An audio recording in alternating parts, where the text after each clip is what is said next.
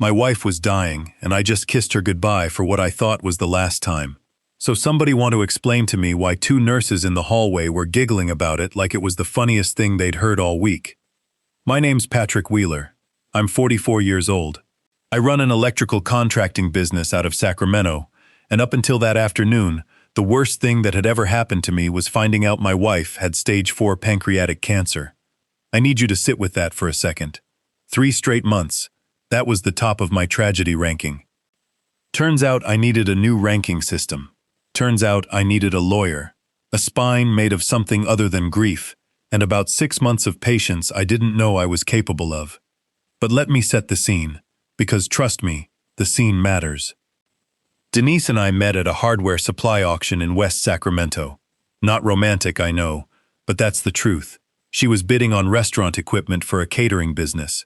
I was bidding on conduit fittings for the shop. We ended up in a bidding war over a commercial mixer neither of us needed, just to see who'd blink first. She won. Then she bought me a coffee out of guilt, and somewhere around the second cup, guilt turned into something else entirely. We got married in a backyard in Fair Oaks, with string lights between 2 oak trees, and a rented arch covered in fake ivy. My mother cried. My best man Jerome choked up halfway through his speech. Denise wore her grandmother's veil and looked, I'm not ashamed to say, like the best thing I'd ever seen. For years it was good, not perfect. Nobody's marriage is perfect.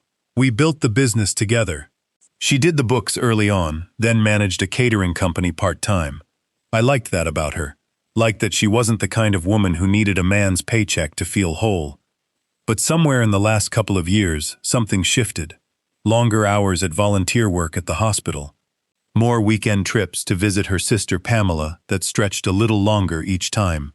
A kind of distance that crept in so slow, I mistook it for the natural settling of a long marriage instead of what it actually was, a woman quietly building an exit. She told me on an evening that started like any other. Pot roast in the oven, the radio playing low, me half listening to a ball game while I went through invoices at the kitchen table. Patrick, she said, sitting down across from me, I need to tell you something, and I need you to not fall apart, because I need you to be strong for both of us. That particular sentence has a way of hollowing a man out before the actual bad news even arrives. I went in for some tests a few weeks back, she said. Some stomach pain. Nothing I thought was serious. They found something on my pancreas. How bad? I asked. Stage 4, she said, and her eyes filled up right on cue. I got up and knelt beside her chair and held her, like the whole world was ending. Because as far as I understood it then, it was. I was about to spend 3 months mourning a woman who was never actually leaving me the way I thought she was. I was about to spend 3 months being lied to without knowing it. Sutter Memorial's oncology wing smells like hand sanitizer and quiet desperation.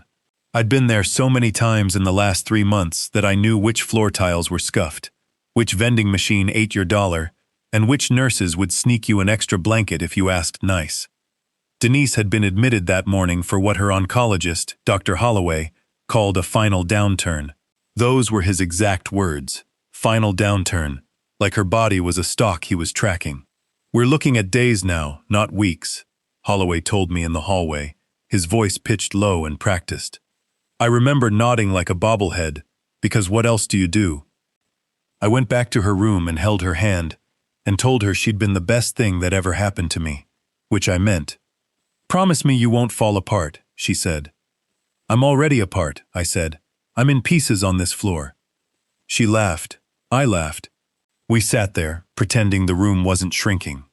I kissed her forehead. I kissed her hand. I told her I loved her, and I meant every single syllable. Then I walked out of that room with my eyes burning, and I made it about 30 feet down the hallway before I had to stop and lean against the wall. That's what grief does. It doesn't care about your dignity. I was standing there wiping my face with the back of my hand when I heard 2 voices coming from the alcove by the supply closet. Nurses. I recognized them both. Bridget, younger, with a nose ring who always called Denise sweetheart. And Rochelle, older, tired-eyed, the kind of nurse who'd clearly seen everything twice. Can't believe she's still going through with it, Bridget was saying, voice low but not low enough. I mean, the man just said goodbye to her like she's actually dying, I froze. My hand was still on my face. "Keep your voice down," Rochelle hissed. "You want to get us both fired?" "I'm just saying it's messed up. Holloway's in there practically holding her hand under the sheet, and her husband's out here crying real tears." My stomach did something I don't have a word for, something between falling and turning inside out. "It's not our business," Rochelle said. "We chart what we're told to chart. We don't ask questions about donor labs and retested biopsies that mysteriously never make it into the official file." I stood there frozen in disbelief, because dying wives don't get retested biopsies that mysteriously never make it into official files. Dying wives don't have oncologists holding their hand under the sheet, and dying wives, real dying wives, don't giggle about anything. I didn't move. I didn't breathe right for almost a full minute. I just stood against that wall and let two strangers in scrubs rearrange every single thing I thought I knew about my marriage. I want to tell you I marched back into that room and demanded answers right then and there. I want to tell you I was that kind of man. I wasn't. That day, I did the only thing that made sense to a man whose whole world had just cracked down the middle. I walked to my truck in the parking garage and sat behind the wheel without turning the key for 45 minutes. I just sat there replaying every detail of the last 3 months like I was watching game film. The chemo appointments Denise insisted on attending alone because it's easier without you hovering. The overnight monitoring stays that always seemed to happen when Holloway was on shift. The way she'd started talking about the life insurance policy 2 weeks after diagnosis, asking me real casual whether I remembered updating the beneficiary information after we got married, whether the payout structure was still current, whether I trusted her sister Pamela to help manage things if it came to that. I'd thought that was just a dying woman getting her affairs in order. Turns out it was something else entirely. I called Jerome that night. Jerome's been running his HVAC crew 2 doors down from my shop for going on 15 years. He's the kind of guy who tells you the truth even when the truth tastes like a mouthful of gravel. "She's what?" Jerome said when I got to the part about the biopsy. "I don't know yet," I said. "That's the problem. I don't know anything." "Patrick, slow down. You're telling me you think Denise is faking cancer?" "I'm telling you 2 nurses were whispering about a retested biopsy that never made it into her chart, and her oncologist has his hand under her sheet." Jerome went quiet for a second. "That's either the worst misunderstanding of your life, or your wife just orchestrated the meanest con I've ever heard of." "Thanks. Real comforting." "I'm not trying to comfort you, man. I'm trying to help you think straight. You want comfort, go pray. You want answers, you're going to need proof." He was right. Grief wanted me to fall apart, but something colder, something I didn't recognize yet, wanted proof. The next morning, I did something I'm not proud of, except I am. Actually, I'm plenty proud of it now. I called an old client who'd mentioned her cousin did private investigation work. His name was Benson, ex-cop, mid-50s, the kind of guy who talks slow and charges by the hour and doesn't blink when you tell him your dying wife might be lying to you. "Walk me through it again," Benson said, leaning back in his chair. "From the beginning, don't skip anything, even the stuff that feels stupid to say out loud." So I told him. The insurance conversation 2 weeks after diagnosis. The overnight stays that lined up suspiciously well with Holloway's shifts. The hallway whisper about the biopsy that never made it into her file. Benson listened without writing anything down. When I asked why, he explained, "I remember better than I write. Writing's for the report I give you after I know what's actually worth putting on paper." "Give me a week," Benson said after I laid it all out. "I'll tell you if there's smoke or if you're just a grieving man seeing ghosts. And if there's smoke," he looked at me over the rim of his glasses, "then I'll tell you where the fire's coming from."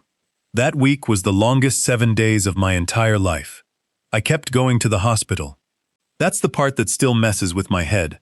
I kept sitting in that stiff vinyl chair, kept holding her hand, kept saying "I love you" in a voice that sounded exactly the same as it had for 11 years of marriage. "You seem distracted," Denise said to me on the 4th day. "Is something wrong?" "Just work stuff," I said. "Clients giving me a headache over a panel upgrade."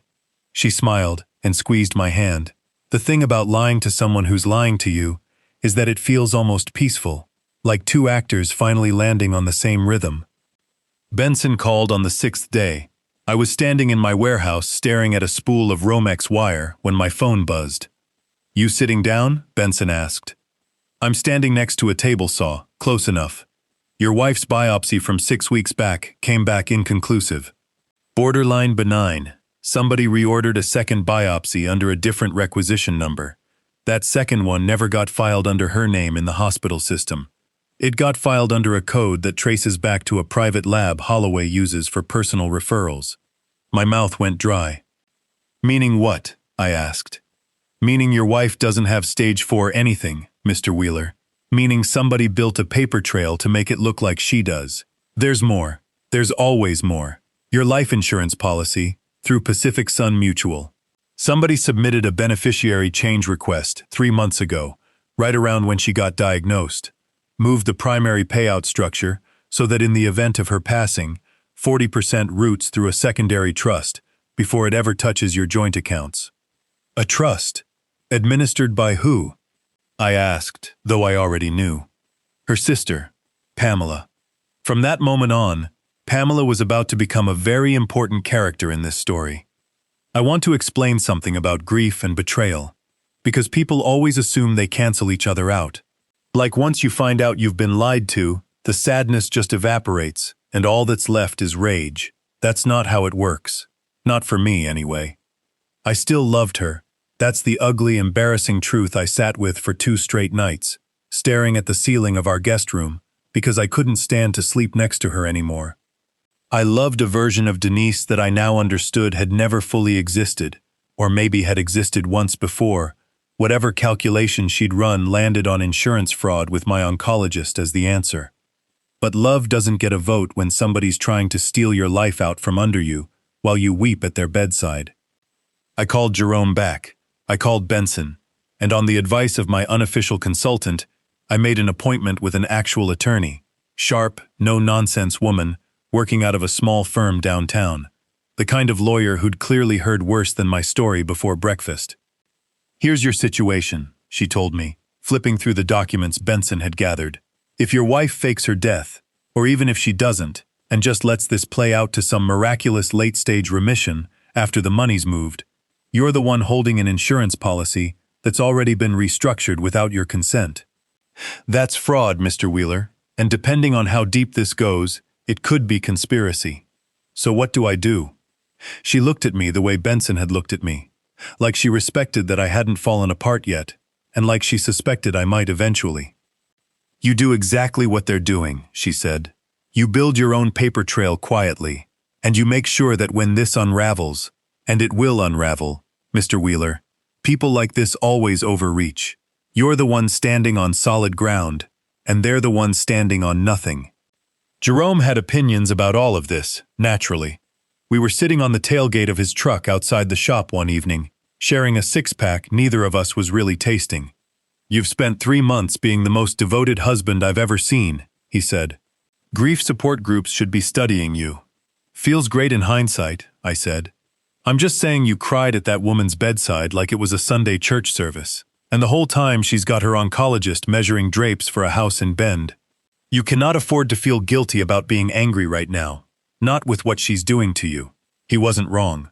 That's the maddening thing about a friend who's known you since high school. They see the exact shape of your weaknesses because they helped build half of them. "Look," Jerome said, softer now, setting his beer down on the tailgate. "You didn't do anything wrong here. You loved your wife. That's not a character flaw, man. The character flaw belongs entirely to her, and to that doctor with the watch that costs more than my truck." I laughed. Actually laughed for what felt like the first time in weeks. Something in my chest loosened, not healed, not even close, but loosened enough to keep breathing through the next stretch. Here's what we did, and I say we because by that point it wasn't just me anymore. It was me, Jerome, Benson, my attorney, and eventually Pamela's own conscience, which turned out to be a more useful weapon than any lawyer. First, I quietly opened a separate account and began redirecting a portion of my contracting income there. Not hiding money exactly, just making sure that whatever came next, I wasn't standing at zero. Second, my attorney filed paperwork with Pacific Sun Mutual, flagging irregularities in the beneficiary change request. This didn't stop anything immediately. Insurance companies move like glaciers, but it put a flag in the system. A quiet, ticking flag. Third, and this is the part I'm proudest of, Benson found Pamela. She'd always struck me as sweet but a little lost. The kind of person who does what her older sister tells her because it's easier than having her own opinions. She worked as an office manager for a dental practice, drove a beat-up Civic, and had apparently co-signed on nothing in her life until this trust. Benson tracked her down at a coffee shop near her office and told her exactly what he'd found. She nearly spilled her coffee. Didn't know the half of what her sister was actually doing, Benson told me afterward. Thought it was some kind of legitimate estate planning. Once I laid out the fake biopsy, the affair with the doctor, she went white as a bedsheet. Pamela called me 2 nights later. Her voice shook the entire time. "Patrick, I swear to you, I didn't know Denise wasn't sick. I thought I was helping set up a trust so the money wouldn't get eaten by taxes if the worst happened." I believed her. Mostly because rage needs somewhere to go, and I didn't have room in mind for Denise's little sister. She told me about a house in Oregon, Bend. Denise and Dr. Holloway had been planning to relocate there after the death certificate went through and the policy paid out. There was a private clinic run by one of Holloway's old colleagues. They were going to falsify a death certificate using paperwork from actual deceased patients. That phone call was the exact moment the plan flipped from defense to offense. I had a choice to make. Option 1, blow it up immediately. Walk into that hospital room and throw every piece of evidence Benson had gathered onto her lap. Option 2, let it play out. Let her think it was working. Be standing there, evidence in hand, lawyer on speed dial, the exact moment they thought they'd won.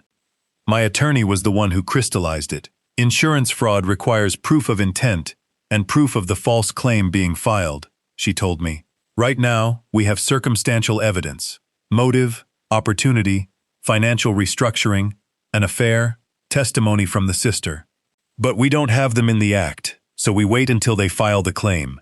We wait until the death certificate is signed and submitted. That's the moment the fraud becomes actionable. That's when it moves from planning to execution. Before that, it's just a very suspicious, very ugly marriage. After, it's multiple felonies. Jerome predictably wanted option 1. "Burn it down now, man," he said at our diner off Stockton Boulevard, one that had been slinging bad coffee and good omelets since before either of us could drive. "Why let her keep playing you?" he asked. "Because if I confront her now, she'll just adjust the plan, delay it, maybe not even go through with the fake death, but she'll definitely find some other angle to move that money before I can stop it. If I let it play out, I control the timing." Jerome studied me for a long second, then leaned back in the booth. "You've changed, man."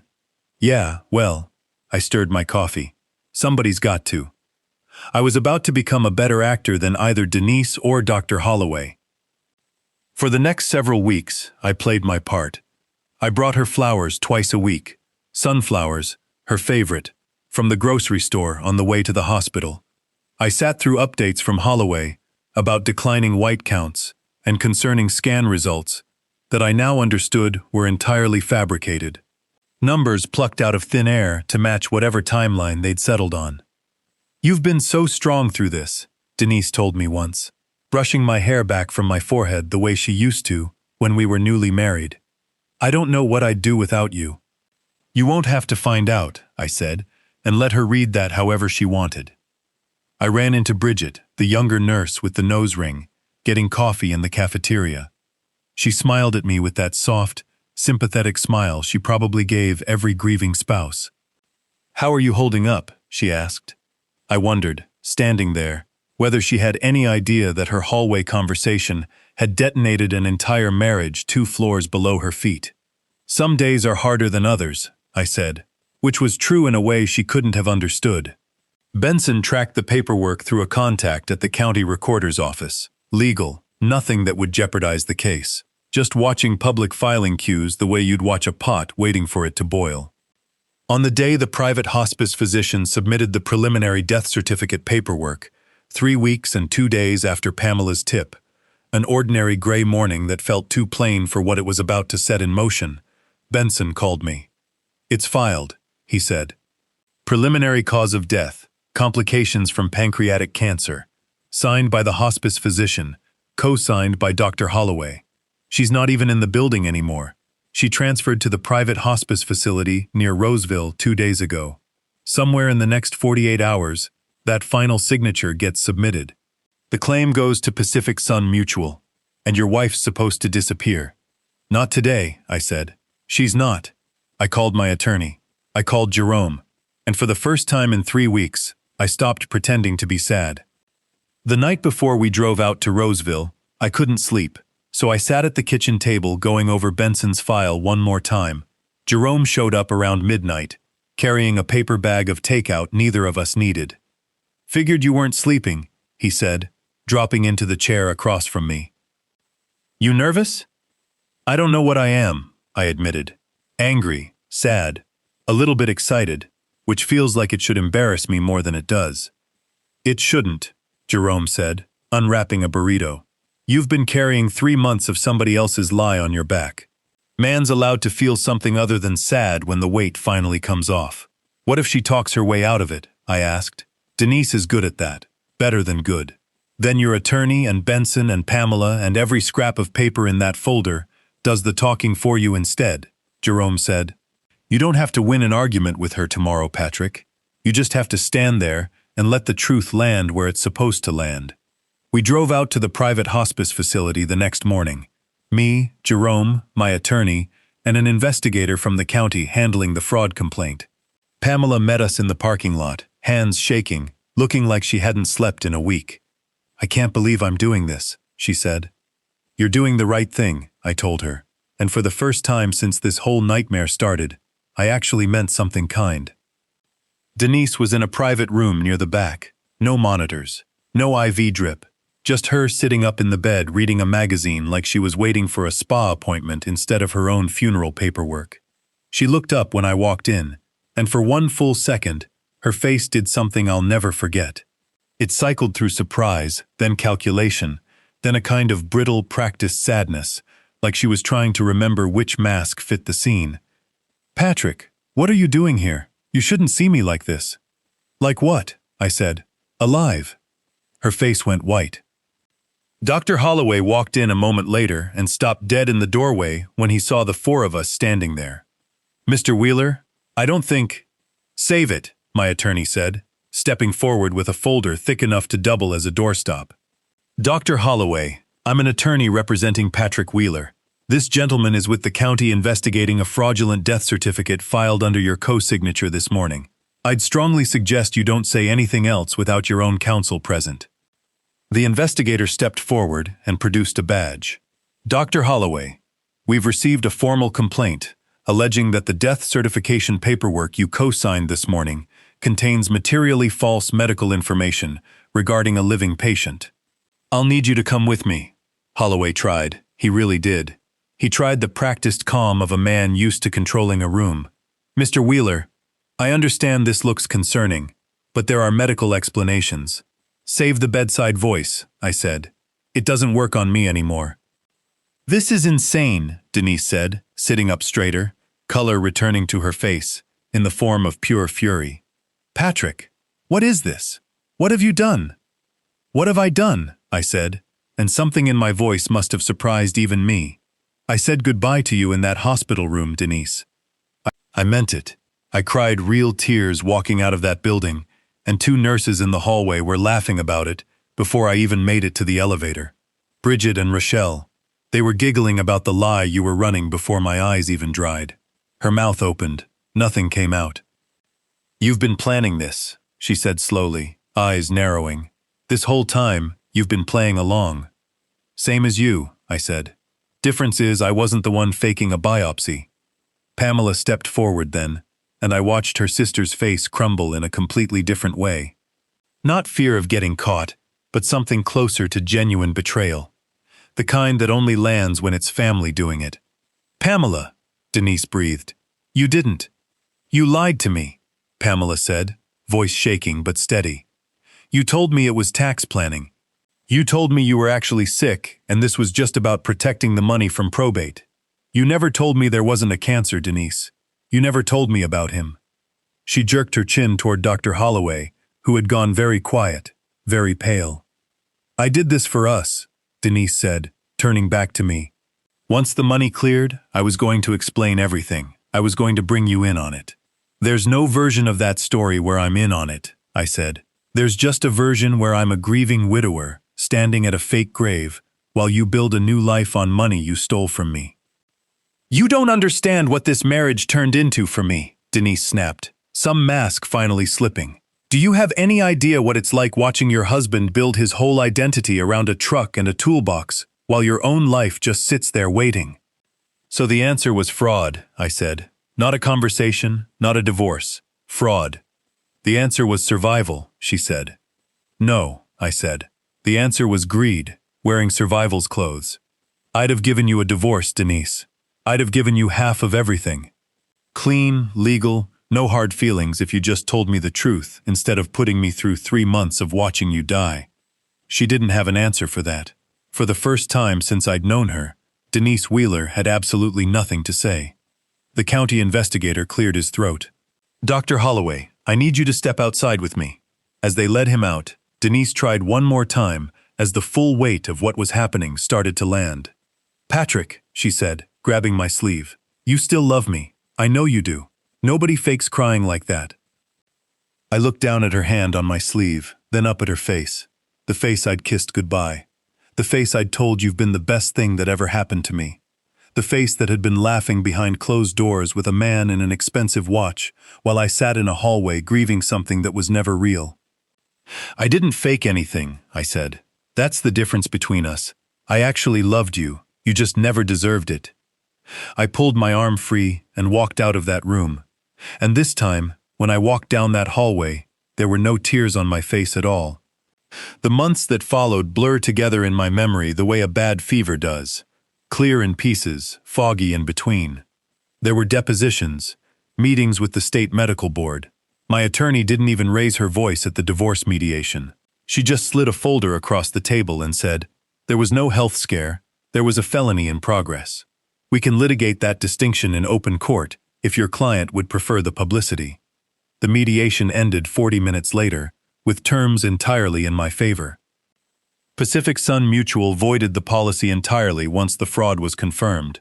The 40% Denise had tried to route through Pamela's trust evaporated. Not into my account, just gone. The way stolen things tend to go when the theft gets exposed before it finishes. Dr. Holloway lost his medical license within the year. He took a plea on the fraud charge, did a short stretch, and last I heard was selling medical equipment somewhere in Nevada. A man who once fabricated a dying patient, now spending his days outfitting rooms for people who are actually sick. A strange, quiet justice. Denise pleaded guilty to insurance fraud and conspiracy. She got 5 years of probation, a felony record, and a divorce that left her with nothing but the furniture she'd picked out herself. I made sure of that last part personally. I went to the sentencing hearing because I wanted to see it through with my own eyes. Denise stood in a gray blazer chosen to read as remorseful. When the judge asked if she had anything to say, she turned briefly toward me, like she was hoping for one more performance to land. "I never meant to hurt anyone," she said. "I made a terrible decision out of fear, and I take full responsibility." The judge, a woman who'd clearly heard every possible version of that sentence, simply nodded and moved on to reading the terms of probation and the formal revocation of any claim to the insurance proceeds. No dramatic moment, just paperwork read aloud in a flat bureaucratic tone, which somehow felt more satisfying than anything scripted could have. I didn't say a word to her on the way out. I didn't need to. The silence said everything I'd spent months learning how to say. Pamela and I still talk sometimes. She's in therapy now, stopped apologizing every time my name comes up. She was a tool in her sister's hands before she became the reason the whole thing came apart. That matters. Jerome still runs his HVAC crew 2 doors down. He still gives me the unvarnished truth and still orders the same bad omelet at that diner off Stockton Boulevard. Benson sends me a Christmas card every year, which is a strange thing for a private investigator to do. But I've stopped questioning the ways people show they care. I sold the house we'd bought together and bought a smaller one on the other side of Sacramento, closer to the shop, closer to Jerome. Some mornings I still catch myself reaching for a phone that isn't ringing, expecting an update on chemo numbers that were never real. The business grew during that stretch. I threw myself into it, the way some men throw themselves into the gym after a bad breakup. I picked up 2 new crews, took on a commercial contract, and for the first time in over a decade, started thinking about what I actually wanted out of the rest of my life, instead of just what kept the lights on. Jerome gives me grief about it. "You've turned into a workaholic," he told me once, watching me review a bid at nearly midnight. "Better than the alternative," I said. There's a version of this story where I spend the rest of my life bitter, where every relationship after Denise gets filtered through suspicion, where I can't sit in a hospital waiting room without my stomach turning. For a while it did. I flinched at every hallway whisper for months afterward, half expecting some new betrayal. But somewhere along the way, maybe around the time the business started growing again, maybe around the time Jerome stopped needing to check on me quite so often, something in me settled back into place. Not the same shape as before. You don't get that back.